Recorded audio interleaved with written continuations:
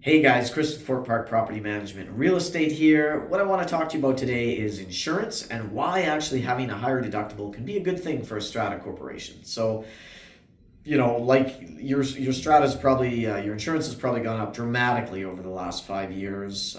Maybe it's doubled. That's very, very common that we see there in terms of your premium, but your deductibles have probably increased dramatically as well. So we're seeing a lot of deductibles. Used to be $5,000 or $10,000, are now 25,000 or 50,000 or maybe even 100,000 in certain cases if it's a building with a lot of claims. And while on the surface this looks really, really bad, it might not actually be a bad thing. And I'll tell you why. Because what happens is that when your deductible goes up, typically it's an inverse relationship. Your premium might be a little bit lower because it's just less risk for the strata insurer, for the property insurer. So if you've got a $100,000 deductible, less risk for them. And of course, then maybe if you had that same property, everything being equal, then it was a $50,000 deductible.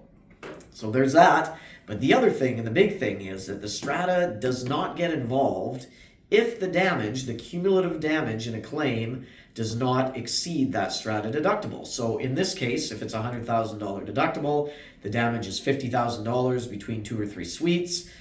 The strata doesn't even get involved, the strata's insurance. So the owners are responsible for all their own interior issues. So all 3 owners of those 3 suites that were affected in this particular claim would have to open claims and deal with them themselves. The strata might get involved if there's common property involved, but other than that, they just kind of stay out of it. So what it means is you don't have to chase owners for deductible reimbursement after the fact and for chargebacks and things like that. They can get really ugly. They can get into CRT or court claims. This way the owners are responsible. They deal with it themselves. The higher the deductible, the less occurrence, the less instances that the strata is going to have to get involved. So that is why having deductibles might not be a bad thing for a strata corporation.